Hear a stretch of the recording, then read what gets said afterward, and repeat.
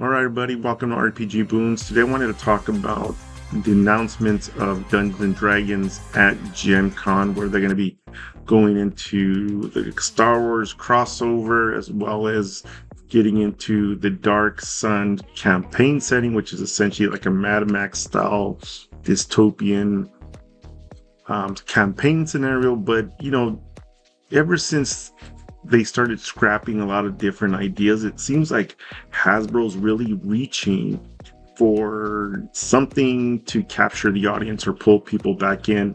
And here's an example where they had that virtual tabletop sigil. And if you remember, right before it went out off the grid and basically canceled, they started talking about having Transformers in the virtual tabletop as well, which I thought was really weird. But I think the biggest downfall, not only did it have a bunch of technical glitches and whatnot, but the game was slowly turning and morphing into a video game. I mean, the virtual tabletop was, and I think that was a big failure on their part, right? There's only so much you can do with these if they're just going to turn into a video game. You might as well go play a World of Warcraft or EverQuest, one of these other ones that are essentially almost identical to this, except you don't have to waste time rolling dice. Now, I get Baldur's Gate 3, people went to that and it was exciting and a good game, and that is successful for a bunch of different reasons, but this virtual tabletop was not going to cut it. And they've also went as far as losing people such as Chris Perkins, who we recently also found out that he's going to be the new dungeon master for one of the Daggerheart miniseries that's coming out. So not only did D&D kind of lost itself, and they're still trying to figure out what kind of games they want to create, and do they want to make everything? I mean, they're going completely digital. They're starting to use AI, but they also lost some of their top creators, right? They seem to be running out of ideas. So then they go looking for a connection to Star Wars or working with Star Wars and rehashing this Dark Sun.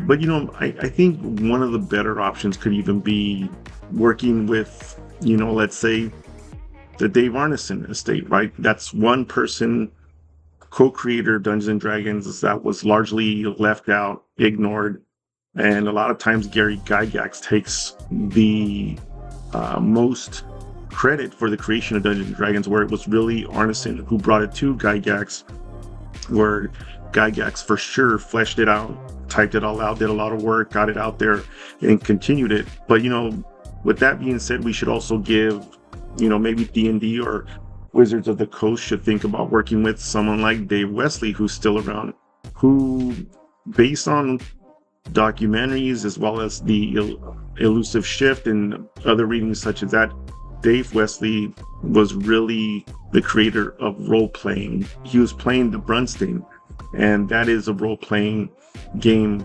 I believe this guy is the father of role-playing, and we know, or if you've read about it, that Dave Arneson worked or was in the same wargaming group as David Wesley, and then when Dave Wesley went off to the army, Dave Arneson took over, and then Dave Arneson started creating Blackmoor, and Blackmoor was brought to Gary Gygax, and then together Gary Gygax and Arneson basically launched Dungeons and Dragons, and then a bunch of drama thereafter. But maybe Hasbro should consider working with these two guys. Well, Dave Arneson has passed away, unfortunately, but David Wesley's still around. But maybe these are other avenues that I think Wizards of the Coast can go to. But with that all being said, something that's very interesting about this whole Wizards of the Coast looking into doing Star Wars with Dungeons and Dragons, it appears that this stuff is already out there. And in fact, I actually have a Star Wars 5th edition PDF copy of the game. So I'm going to do something a little unusual, which is what I normally don't do. I'm going to go through this Star Wars 5e Player's Handbook a little bit. We're going to go through it. It might take a little bit of time, but you can see I have the website here that you can go to.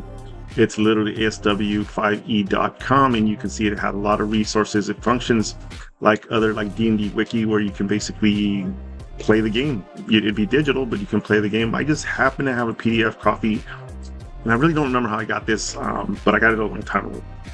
But I wanted to go through it, just to maybe see what does Hasbro plan to do. Like, how do they plan to? How is it going to be different than this, which is already out there? And so you already can play Star Wars 5e. I'm sure they're going to, obviously it's going to change some, but what is it exactly they're trying to do? And their fresh ideas I love Dungeons and Dragons, but there seem to be running out of fresh ideas. And so what we're looking at here is just the preface, lists some of the chapters. You can see there step-by-step character creation, species, classes, equipment. Chapter 6, we got customization options. Chapter 7, using ability scores, adventuring. Chapter 9, combat. Chapter 10, force and tech casting. Chapter 11 and 12, force and tech powers. And then monster manual. Starships of the galaxy and so forth. So I think we're going to start going through this, just kind of looking at what it has. Here's a table of contents. You can see all the different species. We'll go through those a little bit. Different classes, we'll go through some of those. And slightly cover some of the backgrounds, equipment, and whatnot. So we're just going to kind of walk through this. I don't want to push it more than 30 minutes. So I am going to keep an eye on how long we've been going at this. And I'm currently looking at the record time. But let's go through this. Let's see what we already have out there for a D&D 5e Star Wars edition, okay? So here's the introduction. I'm not going to bore you with a lot of reading. And I really just want to get to the meat on the bones, which is the classes and the races. And, looking at the equipment, stuff like that, all the other stuff that I think is a little more interesting. And of course, this is with the assumption that you already know how to play D&D 5th edition. And so therefore, when we're going through this, it's going to make a lot of sense. Here's the chapter 1 step-by-step character creation. And very interestingly, they have a Han Solo build. It tells you how to build Han Solo. I'm guessing a big fan of Han Solo in this book. But they also have, these general things we already know. There's choosing a species. There's, choosing a class. They talk to you about level. We know about experience points. So this stuff's a little bit boring. Hit points, hit dice. We know about that. Proficiency bonuses. We know. Ability scores. Looks like they have the standard OA that we've seen already. That's in D&D 5th edition. Ability modifiers. There's a good old Han. And these are just examples, but here's the ability modifiers. You can see essentially it's identical to what we see in 5th edition.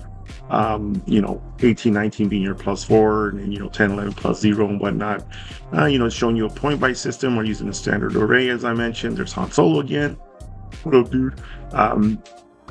And then talks about armor class. We're not going to really cover that because we know what armor class is. If you played 5th edition, we know what weapons are, but we're more interested in the specifics about these things. So let's continue to scroll down here, get past this. You can see the experience levels are virtually identical to what you see in 5th edition. And when I say 5th edition, I mean, the 2014 edition. However, we know that 5.5 is very much tweaked. You get a lot more bonus actions and some spells are tweaked, but it's essentially the same game. So continue to go down here. Now we are starting to see choosing species. Here's age, size. So these are the general characteristics that come with the different species. They have a lot of different images here for different species that you can be. And the first one we're looking at here is a Bith. Got its height, its weight, the language that you're going to speak, the various physical attributes. But let's look at those Bith traits. Now these are comparable to what you see in a lot of D&D 5e traits. You can see that this Bith traits here, you get a +2 to intelligence and a +1 to dexterity. This is essentially resembling what we would see in an elf species, right? But there's something interesting here. This Bith, so we're seeing ability score increases, age, alignment. Obviously alignment is something that is optional, as well as, I think you should be able to do whatever you want. But I do give a little bit about the alignment of these people. So they're kind of reverting to the old school style of Dungeons and Dragons, where not only was your race somewhat of a class, but it also, not only was your race, but it was also somewhat of a class. And that's exactly what we're seeing here, where they're giving you some ideas of what their alignment would be like. And you can see other things, right? So they're showing detail oriented here. That's pretty cool. So that's, again, another thing that's giving you an idea of what, these bits are: keen hearing and smell, musician, right? This is a little unusual, but they're telling you that these bits here are musical people, or at least music is a big part of their culture.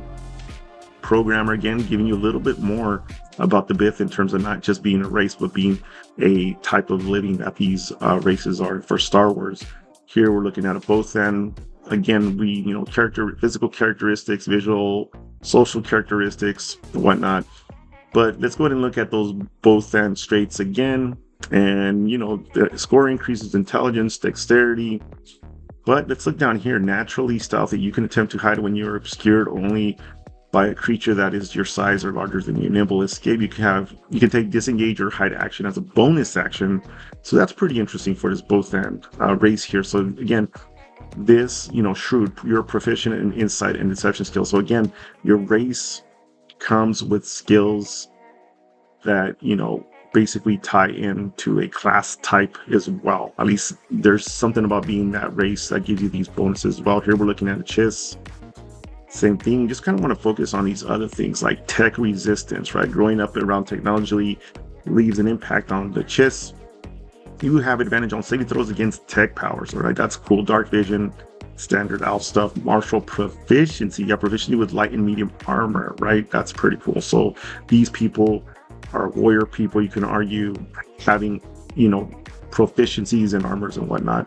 Continue to go down to Duros. Now we've seen this guy in, I believe it was the Mandalorian. No, was it Mandalorian or Obi-Wan Kenobi series on Disney? I can't remember.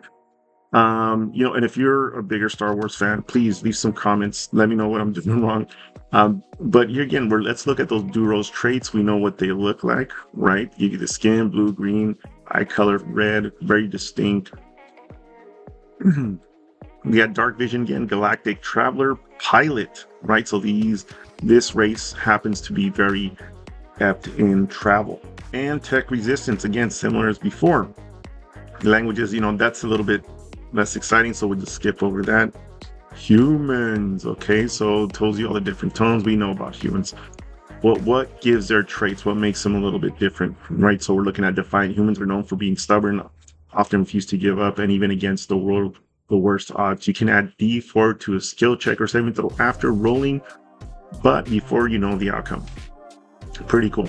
Okay, we got some proficiencies here. Again, just showing you that the race is not just a race, it's also a lifestyle. Jawa. Small, it's about the size of a gnome or whatnot.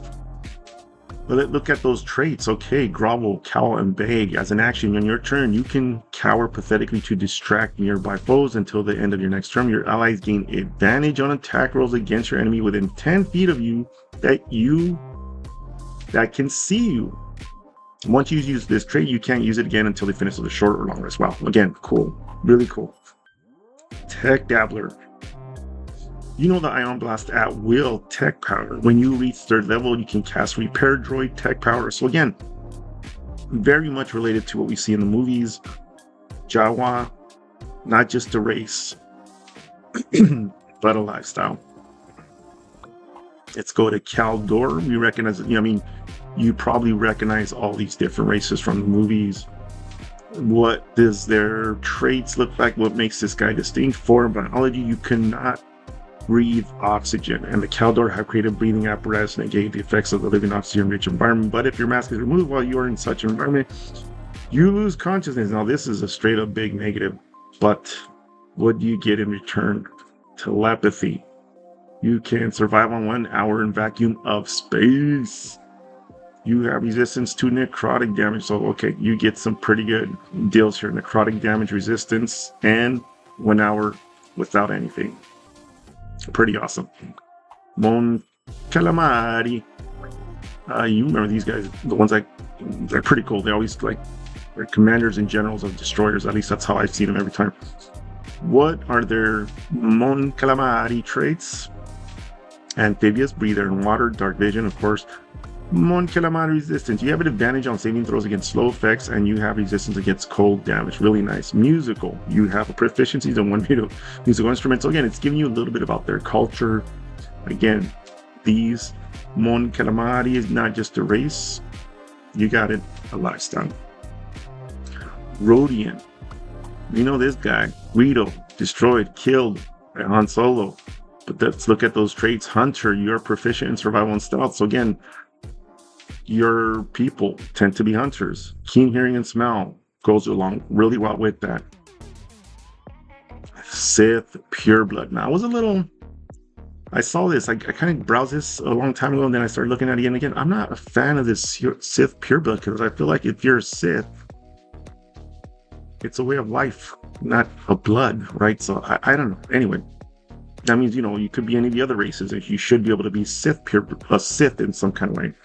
So I'd have to go back and really look into see if, yeah, it's society, culture. It's a little confusing. Okay, maybe somebody can explain it better to me. But you're force sensitive. You know the denounce at will, force, power, menacing. You gain proficiency in intimidation, sadistic.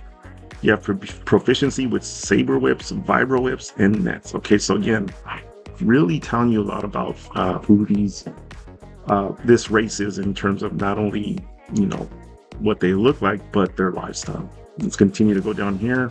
We got Torguda. We recognize this, of course. The Sokotano race. Torguda traits. Let's look at those traits again. Dark vision.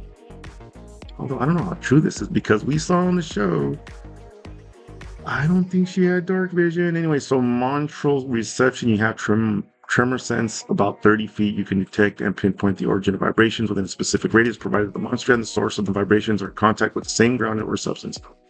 Again, I don't remember Ahsoka being able to do this. So, anyway. And if you know the lore better than I do, please let me know.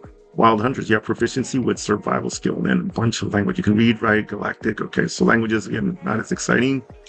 But you remember these lizard folk, Transdoshan. Let's look at those traits. Hold breath. You can hold your breath up to 15 minutes at a time. Regenerative. You can take when you take damage, you can use your reaction and expend a hit die to regain health as long as the damage would not reduce your hit points to 0. Fair enough. Saving face. Are careful not to show weakness in front of their allies for fear of losing stats. If you miss with an attack roll or fail the ability check or saving throw, you can gain a bonus to the roll equal to the number of allies you can see within 30 feet. That's pretty cool. I feel like this is something, oh my god, this would be a great trait or skill for a different class, but this is pretty cool right here. All right, Twi'lek, again, all the basic physical attributes, but let's look at those traits. What makes you elegant dancers? Now, we all know that dancing saint. You have proficiency with performance skill, natural, anti-toxic. You have advantage on saving throws against poison disease, and you have resistance against poison damage. Resistance, nice. Unarmed combat, and your unarmed strikes deal 1d4 kinetic damage. You can use your choice of strength, dexterity modifier. Again, I'm not sure how much this aligns with actual Star Wars lore, but again, the race, not just the race, also a culture and a way of living. Now the Wookiees, all the basic physical attributes and stuff. Here we're looking at Wookiee. Let's look at these claws. Wookiees have retractable claws. You are proficient with your claws, dealing 1d4 kinetic damage. I don't remember. Well, I guess he did use, I don't know. I don't remember him really using his claws much. I'm not saying they're not there. I'm just saying that I feel like that's a weapon of choice. Okay, hide. You have a thick hide when you aren't wearing armor. Your AC is 13 plus your dexterity modifier. I like this. All that fur serves as a nice barrier between you and any damage. Powerful build. You count as one size larger when determining your carrying capacity, and that's nice. Tree climber. You have an advantage. You have climbing speed of 30 feet. You have advantage. 30 feet basically means you move normal speed. You should just say normal speed. You have an advantage on strength and saving throws. Strength athletics checks involve climbing. Great. That's awesome. Here we have the Zabrak. This might be the last race here. I remember these guys. They're like the Darth Maul people. What do we got here? Course of proficiency with persuasion. Crafters, you have proficiency with one artisan's tools. Dark vision, blah blah. Second heart, you are reduced when you are reduced to 0 hit points but not killed outright. You can drop to 1 hit points instead.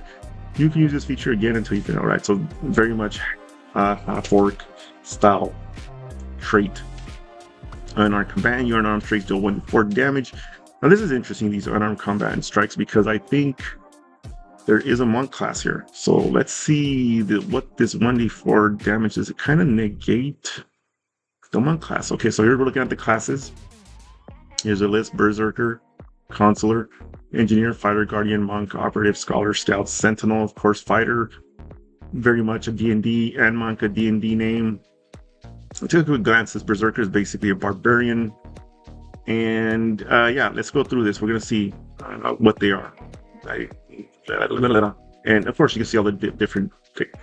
hit die, primary abilities, and proficiency saving throws. And, these have a corollary, obviously, probably to the 5e, the original classes. I mean, here's your Berserker. All right. So very much, this is essentially your Barbarian class, right? If you look at that hit die, it's a D10.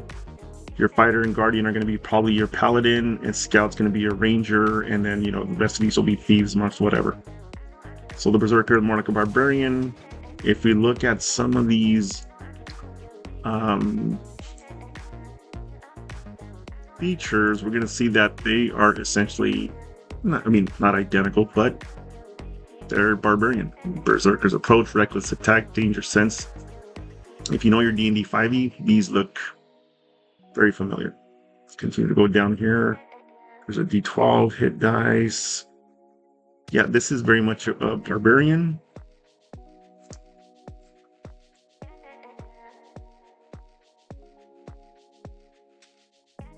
And, there's a way to get your wealth, the various weapons you start. These are all basic stuff we see.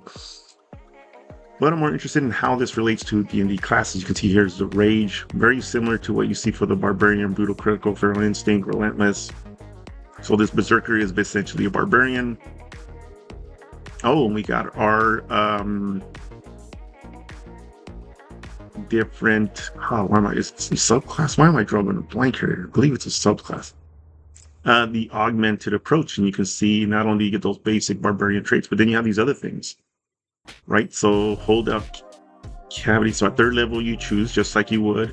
You choose cybernetic enhancements. Okay, if you choose this way, you gain climbing speed. Here's a shielded compartment built into your body that can be used to store and hide light weapons or items. Very nice. Concealed weapon, support structure.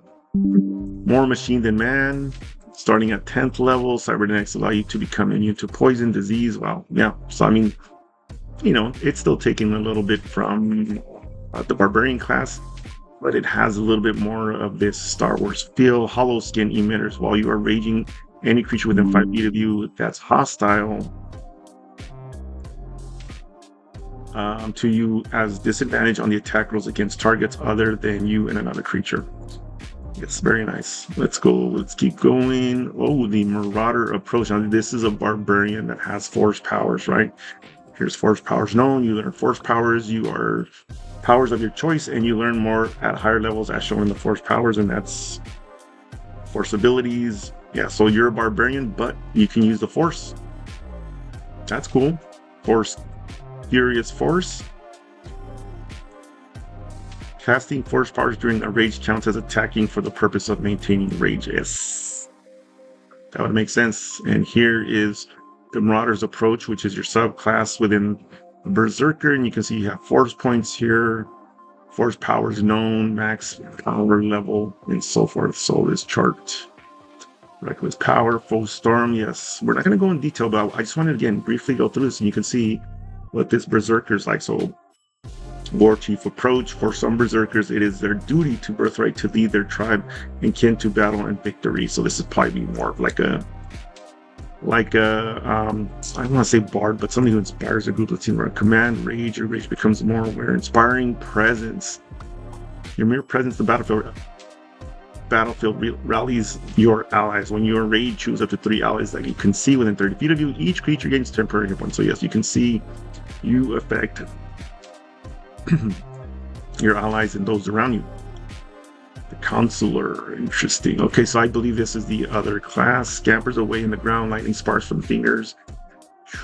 Counselors are supreme wielders of force, defined and united by the powers they cast, drawing on omnipresent. So they're basically force users. Strong force. Showing the quick build.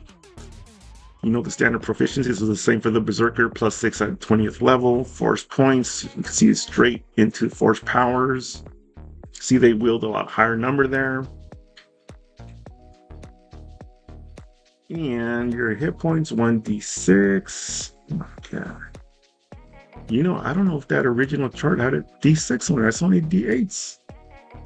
I'm not going to go back and look, but if you remember, they were all d8s. I must have misread. All right, so here's force points, careful power. You can see this is more like a spell casting class. Of course, force is magic in this game, or magic is the force in this game. When you cast a power that requires concentration to maintain, you can choose to spend 3 additional force points. If you do, when you lose concentration on the power will not end until the end of your next turn. So you can see just a little more powerful as a force user. Consular tradition. All right, so these are your subclasses. Hidden force, ability score improvements. 1 with the force, so 20th level you gain even more powers. Okay. What else we got here? Way of balance. There's serenity and balance. No one knows this better than the consular. Those consulars who follow the way of the balance, the focus of utilizes the force to equalize the battlefield. They bend the force to shield their allies. And okay, very defensive player. Very nice. Let's see something pops out. Protect barrier. When you see a creature you can see within 30 feet of you takes damage, you can use your reaction to cause your force barrier to absorb that damage. If this is damage reduced to 0, the awarded creature takes any remaining damage. Well, there you go. Pretty awesome. Defender, Way of the Lightning. Oh my god, and they got Mr. Ugly Man, Darth Sidious himself. Is it Sidious? Help me out here. What's this? Palpatine. Was it Darth Sidious? Oh my god. Okay, and you know what I'm saying here. All right, potent lightning. Yes, the standard lightning blasting, Samuel L. Jackson killing. Way of the Sage. The rejuvenating power of the force is incredible, and the consular is a master of its use. Those consulars who follow the way of the sage assist with array of force healing powers. Okay, so that's what we know. This guy is this consular is. A little bit of a cleric flavor in there. Blessed healer. Right. Okay, let's keep going. The engineer. Now this is going to be pretty straightforward. Tech savvy builder, artificer, like I suspect. Explore engineer discipline feature. Yep. Tools, understanding engineering discipline, engineer discipline. So there's a lot of engineering type features. You're going to have your infuse item. Yeah, so this is basically an artificer type. Thinking, tech mastery, armor mech engineering. See, most people don't go beyond 6th, 10th level. 9th level, you can maintain both modified suit of armor and shield. The total upgrade slots. This is like a Mandalorian, essentially. Very awesome. More tech mech upgrades. Oh my god, look at all this cool stuff. While wearing your modified armor, you have dark vision. Okay, so if you picked a race, I guess that doesn't have any dark vision, there you go. Enhanced endurance. When you are reduced to 0 hit points while wearing this modified armor but not killed, you can drop to 1 instead. Okay. I mean, it's again, if you choose the right race, you actually don't need some of these, but I guess that's the way you can go through this and build. There's flight. Nice. Let's keep going here. This is reminding me of the Warlock-ish. I mean, it's the way these requirements are being put down. In some cases, some of the Eldritch invocations, I believe they're called, require prerequisites. Arms tech engineering. Those engineers who arms tech engineering just focus skill on constructing and modifying blasters. Very weapon oriented. Very nice.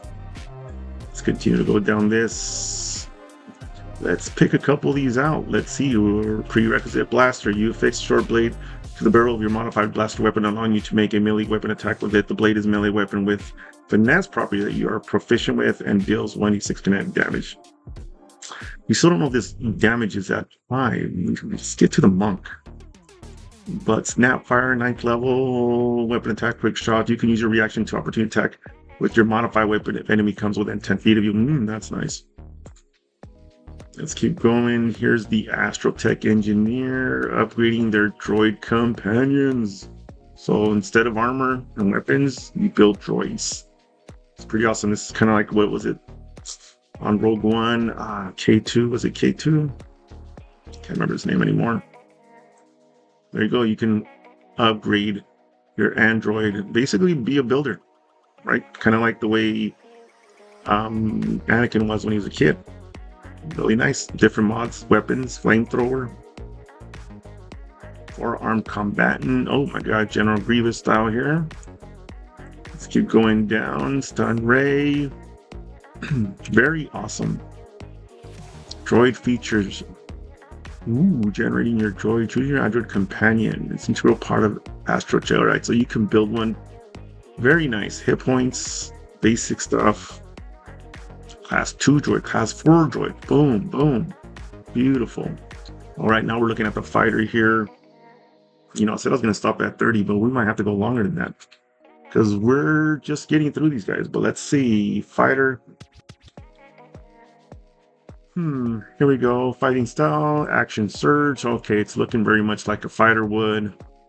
Greater extra attack, ability score, fighter specialty features. We'll have to see Master of Combatant. Okay, some of these features are going to be really cool, but let's see.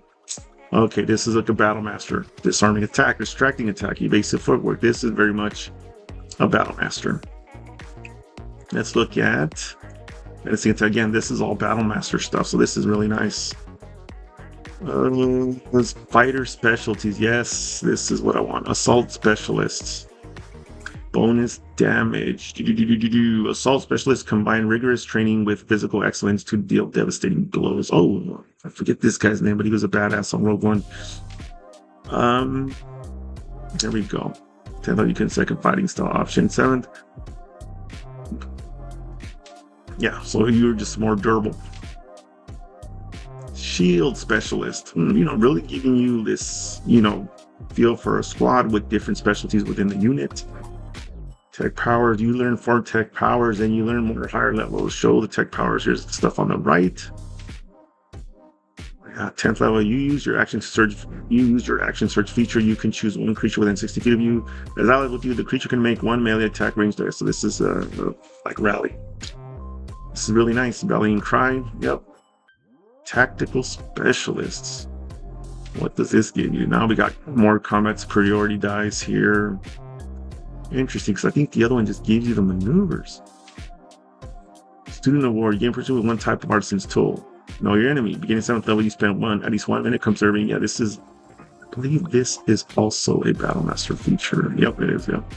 Or it might even actually be a feat. Okay, let's go down. The Guardian, of course, lightsaber. I don't know who this guy resembles, but maybe you would if you saw this. Let's look at the. Oh, you know what? We can definitely read some of this. I mean, it's kind of hard. I don't want to read a bunch of the text.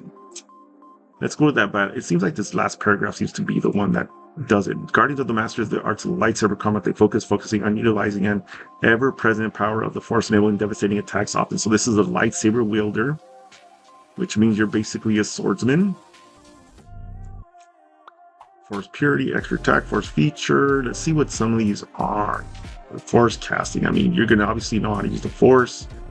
Cause harm. As an action, you expend the use of a channel the force to.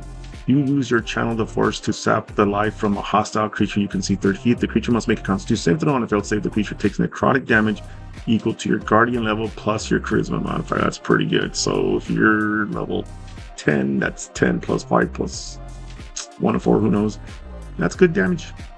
And we know that there's some of the races that were resistant to necrotic damage, so that's a very interesting combination in terms of like fighting PvP or with an enemy that has those features in a race. Traits in the race. Max power level. Guardian focus. When you begin focusing your studies on specific lightsabers, perform detailed end of the class review. Okay, so you have, there's extra attack, improve forced, empowered strike. By 11th level, you are so suffused with righteous might, and all your melee weapon strikes carry the power of the force with them. Whenever you hit a creature with the melee, the creature takes an extra 1d8 damage. So that's really nice. All right, so cleansing touch, a little bit, it's a mixture of the different powers just put together. Really nice. Guardian foci. Different guardians focus on different lightsaber fighting styles called forms as they hone their powers. So we got Form 1, Shi Cho. Those guardians who focus on Shi Cho form make seemingly random yet deliberate attacks to knock their opponents off balance. Okay, so this is nice. see. Yep, disarming slash, Sarlacc sweep. So yeah, it's very much incapacitating. Here's Force 2, Makashi. Makashi form utilizes calculated blade manipulation, intense focus, and expert timing. See, glancing blow, ways of the Yalamaseer. You can enter an offensive stance for 1 minute. While in stance, you add the charisma modifier to the first melee weapon attack and damage rolls you make each turn. Nice. Yeah, let's just keep going here. Oh my god, there's the man. Count Dooku. Soresu Form 2. Soresu Form uses broad footwork to move around the playing field, making the broad, short, sweeping motions that protect the body. Very nice.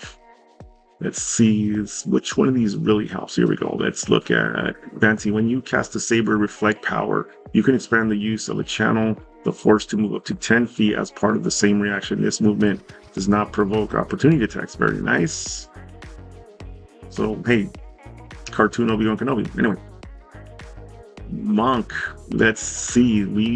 I've been wondering about this guy, so let's take a quick look at this punching power. There it is. Look, martial arts side damage die 4. That's a little unfortunate. Remember, we saw some of these other races already have it with D4 for their damage unarmed strikes. So this, in some ways, negates this. I mean, once you're pushing 5th level and higher, I guess you do get better, but still. Chakram Tech Blade, okay. Unarmored defense, martial arts, unarmed movement, monastic order, deflect missile, very much monk from 5th edition. Evasion, stillness of the mind. This is essentially a monk, but let's look at those subclasses. Maybe those are a little bit different. Ekanai Order, founded on a mastery of sword fighting and tradition, has expanded to include many different weapons. All right, so it's associated with weapons. There's weapons of choice. Gain +2 AC until the start of your next turn while the weapon is in your hand and you aren't incapacitated. So there you go. You become really proficient in a weapon, essentially. Night Sister Order. Ooh, innate force sensitivity to commune with the dead. They learn to channel this power to drain the life of their foes to prolong their own existence. Those who own this order are called Night Brothers. Very nice. Life draining people.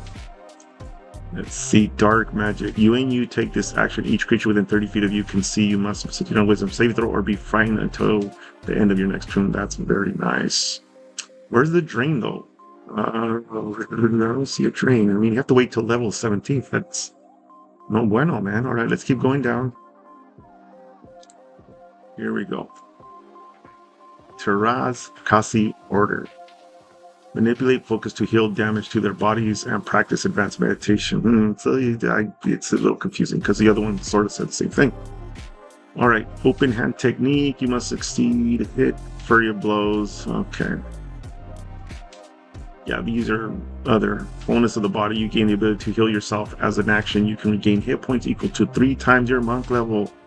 This is a really nice one. All right. Quivering Palm, I believe that's a straight up operative. All right, let's go to the bottom paragraph. Operatives, whether good or bad or neutral, are those who focus on specific practice and utilize it to get the upper hand. They come from any world, region, galaxy with origins of the lowliest scoundrel to the once social elite. That was not very helpful. Okay, but let's go down. Evading. Let's see what the powers they're getting or abilities they have. Outside the long one, this is the Han Solo one. I believe this is the closest to the bottom Han Solo, which makes him. You see cutting action. This is our rogue variant, essentially. But I'm interested in this bad feeling here. Let's go down there. Where's bad feeling? So it's like you have wary boarding paranoia. When you roll for initiative, you can move up to your speed. This movement happens before the initiative order is determined. Once you've used this feature, you can use it again until you can. Okay, that's really nice, actually. Otherwise, a lot of this stuff is rogue. Description, detail, blah, blah, blah. Okay, let's keep going. Here's Gunslinger. Very nice. Ricochet, why not? Versatile Shooter. Blind Shot, Brutal Shot, Hampering Shot. Okay, these are all kind of Battle Master maneuvers style things. Keep going down. Lethality practice. There's Jen, so cute in the movie.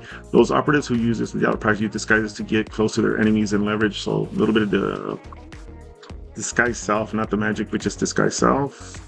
Assassinate. You drop on your enemy. You have an advantage on attack rolls any creature that hasn't taken its turn in combat. It's very nice. I figure that's the same feature as the assassin imposter.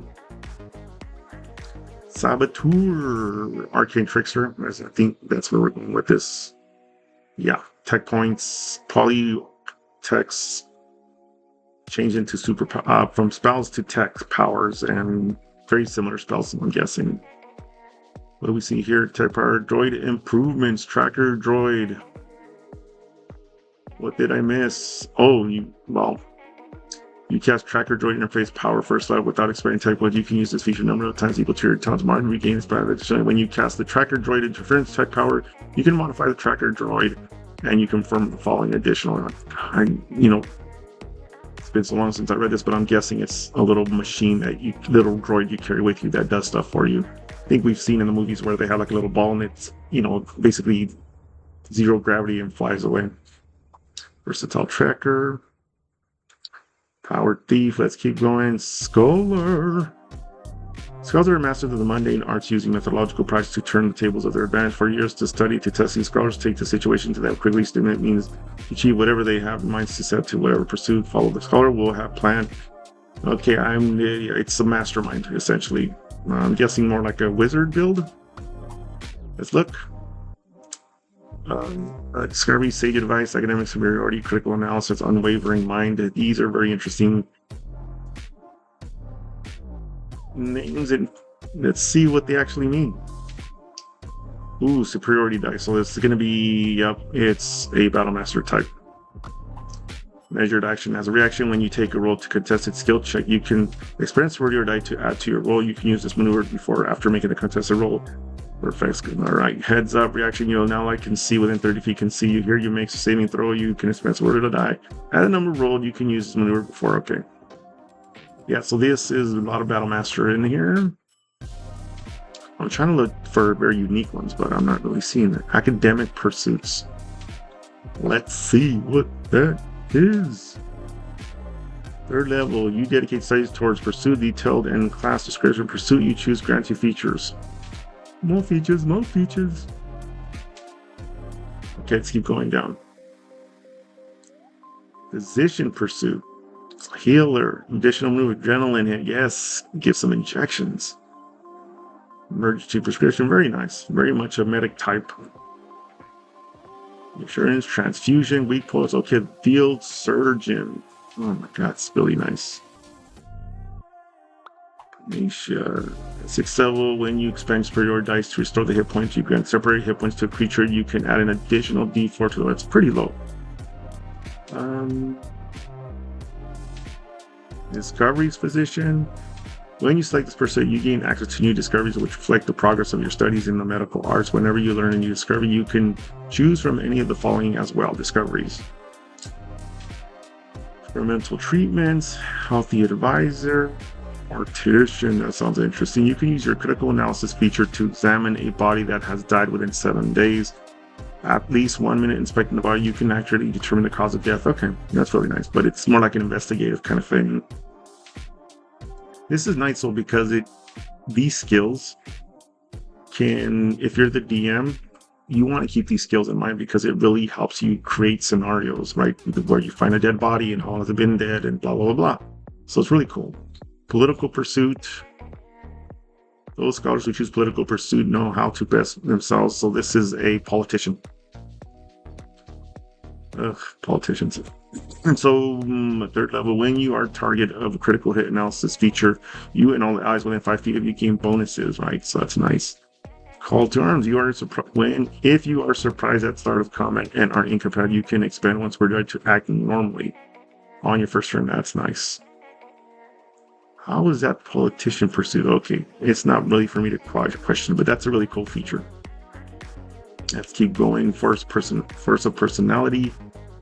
activity. As an action, you suggest course of activity limited to the sentence or two to influence a creature you can see within range that can hear and understand your creature that can't be charmed or immune to this effect. Creatures that can't be. This suggestion must be worded in such a manner as to make the course of action sound reasonable, asking the creature. This is like, almost feels like these are not the droids you're looking for, but not quite there, but something like that.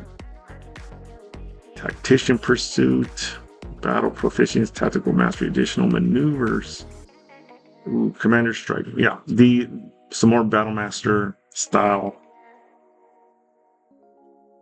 things here. Commander's armor. I see discovery, sweeping attack. Okay, you can gain a few different other battle survey, all out attack. Yeah, these are nice. It's a little bit of battle master in there. Different skills though. And the fact that there's a prerequisite here, 15th level, when you roll one on superiority die, you can re-roll the die and must use the new one. So it's like it is battle master essentially, but just a kind of different way. Scout is your ranger. And this I see something really interesting. I'm going to kind of skim through this because it essentially is a ranger. Sniper, ranger, max power level, power. So you got your powers. Challenge is your tech casting ability. For your tech powers, use your intelligence, blah, blah, blah, which is basic spells, right? Pathfinder, difficult training. Wow, this is straight up the 5e ranger, which is awesome. Which I think, in my opinion, the D&D 5e ranger is the best ranger. Attack, 5th level. Yeah, this is all ranger. Let's look at some of these subclasses real quick. Deadly technique. Uncanny follies. Dead, I can make shots. Yeah. Sniper. Superiority dice. Daring escape. You can expend one superiority die to take a disengage action as a bonus action until the end of your turn. Until the end of this turn, you have advantage on all strength checks. Okay, that's nice. So it's a little bit of battle master flavor in there, but it's definitely different. Shoot first. Level ability. What we got here? Yeah, just some more battle master maneuvers. Focus superiority dice that are from D68, D10. Number of dice and maneuvers known. So very much battle master, but it's a ranger.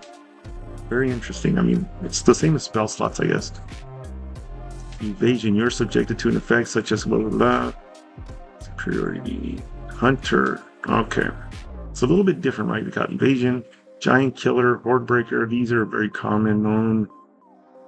Stalker technique, I wonder if this is Gloom Stalker, third ranger, and Quarry Ranger, Source Concealment. Yeah, it's a prize you can make an additional. Yep, this is essentially the Gloom Stalker. From Xanthar's, and now actually it's official. Finally, subclass Sentinel. Sentinel of the Masters of blending the force powers with weapon attacks. They weave the two together, so the expertly. So combination of magic and force, or weapons and force. Sentinel. Battle readiness. Yeah, it's a little, I'm sure one day we can go through this if anybody's interested. Like, we can go really dig into this, but some of these have a lot of overlap. Allow you to have a certain level of flavor. Here's double strike. You deal an additional damage to the target equal to your kinetic combat damage die. Where's that kinetic combat damage die? Kind of like the monk. Kind of like a superiority die damage. Deflection. You can reroll kinetic damage die and add it to your AC against. Yeah, this is nice. Attack, battle readiness, enlightenment vision. Hopefully I'm not going too fast. I've been scrolling like crazy through this. Path of aggression. From the murky depths of the dark side comes scenes for use. Those sentinels who follow the path of the aggression charge their weapon with lightning, culminating in a massive discharge that can ravage their opponents. Nice. Nice picture. You are immune to shock conditions and other effects that will reduce your speed. That's nice because I'm pretty sure Force Lightning does all that stuff. Okay, let's go down a little bit here. Ol'hole. Who follow the path of the focus use of debilitating bursts of lightsaber strikes and force powers to exhaust their foes, crushing any hopes they have of mounting an effective defense lines. That's all nice. Blade Storm. your burst of outcome is even more overwhelming. Once your per turn, when your creature takes damage from you twice, you can immediately make one additional attack against the creature. Nice. Very aggressive. Path of Shadows. Dead Signs at 3rd level. You learn Psychic Charge Force Power. Additionally, you can use Wisdom and Curse to minor force casting the ability for it. And you can use your Kinetic Combat feature when you cast it. Next, finally, when you hit a creature with the Kinetic Psychic Charge Force Power and the target tries to speak, their voice does not produce sound. Nice.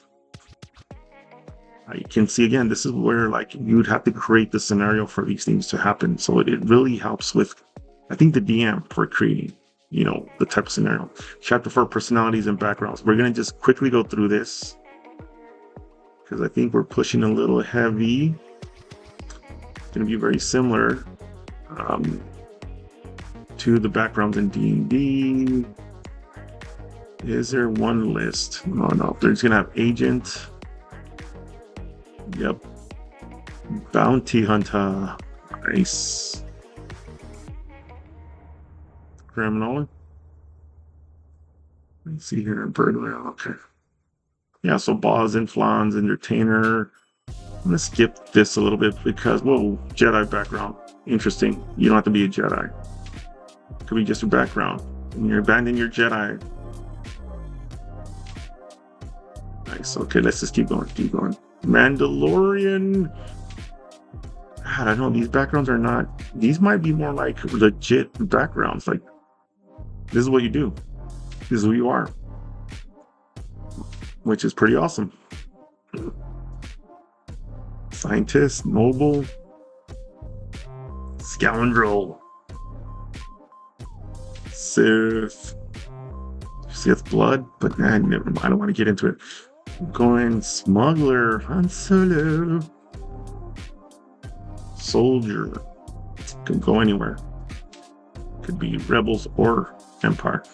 Spacer, aboard a starship, cold back in space, you feel most at home. You spent majority of your life traveling the stars. Life aboard ships has given you a good understanding of their inner workings. You might be especially skilled as a ship mechanic or pilot. Very nice.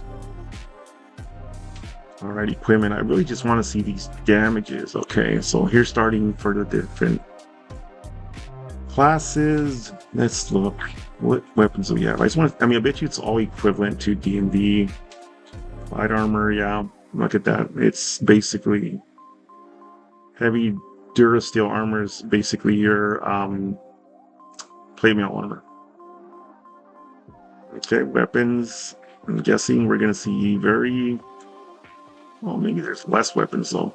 Blasters, 1d10, 1d6, 1d4. Light pistol does 1d4 energy. God.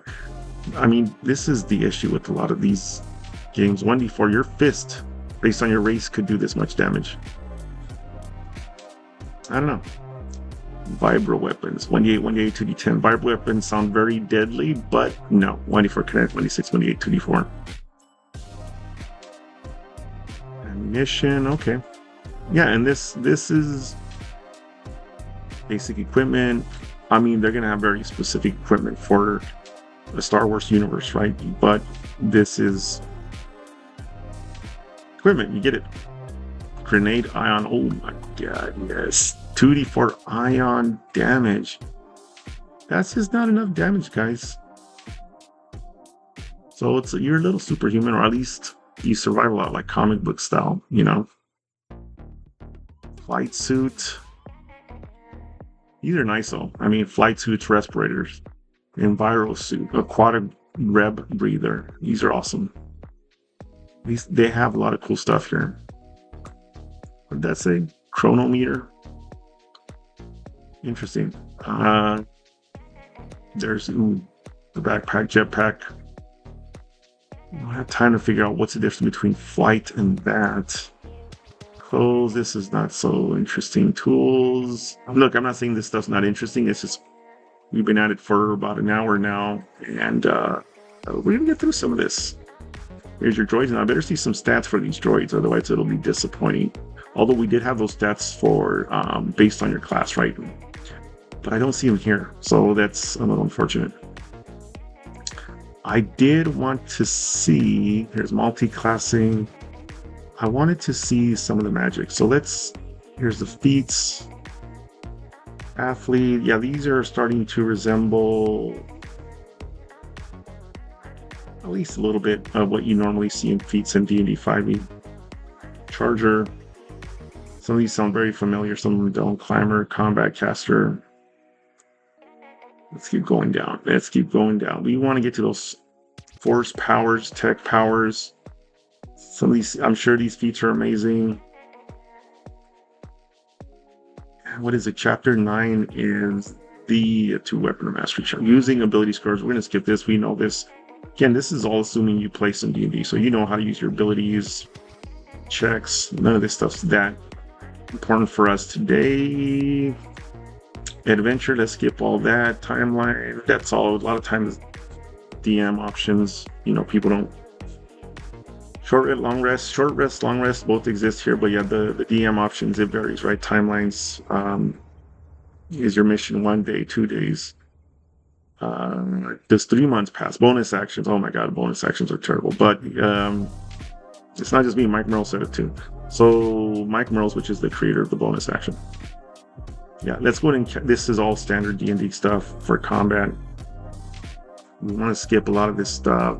I mean, they have different weapon damages or different types of damages, right? Ion. Actually, Ion might be, well, Ion isn't really like the only new Sonic. I think Sonic is like thunder, right? Anyway, let's keep going. Keep going. What is this? Chapter 10. Force and tech casting. This is the powers stuff. This is what we've sort of been waiting for. And let's just look up the iconic ones. Now, clearly, Fireball is a 3rd level spell. Let's see how this does. Force powers at will. What is our Fireball equivalent? Oh my god, I don't see it though. Okay, I know I'm kind of. Somebody's probably got a headache watching me. Yeah, I apologize if this is too fast sometimes. But I don't see force immunity, dominate, telegram, severe force, sever force. So I can't see which one of these would be the actual Fireball. Guys, I think it would take too much time to go through all these, but let's see if they have like a healing something we can relate to. Heal 1d8 plus your charisma wisdom modifier. Let's see if it's similar. I mean, similar to what we see in regular 5e, right? That's, I think, I don't have it memorized, but I think it's 1d8 plus your charisma, or whatever spell casting modifier you have. Maybe charisma modifier.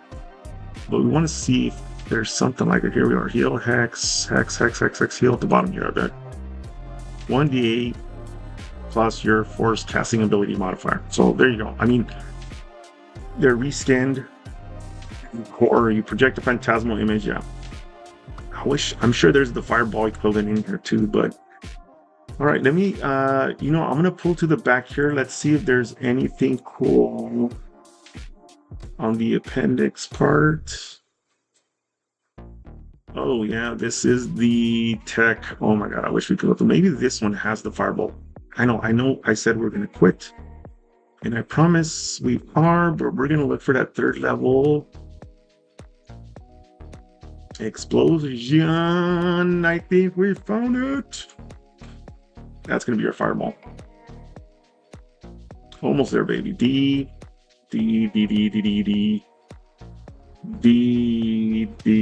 explode. I know. Dude, I can go through these pretty fast.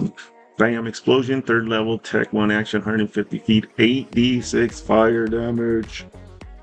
That's your Fireball equivalent. So there you go. I wanted to look at the resources real quick. It's looking like it's approaching towards the end. Let me get through this real quick. See what else is in the back. But it's really nice. They converted a lot of the skills, powers, magic separated into 2 different things, tech versus force. Really giving you distinct flavors for your characters. All the basic conditions. Yeah. Okay, guys. I mean, this is it. You can go to this website here, sw5e.com. This is what we're just looking at. You can see there already is a 5th edition version of Star Wars. We just went through it. I have no idea if it's balanced. There's a lot of creators in the beginning of this that we didn't really go too much respect to you guys. But that's it. I'm Don Franco 3. This is RPG Booms, and I hope you enjoyed looking at this Star Wars 5th edition. Till next time.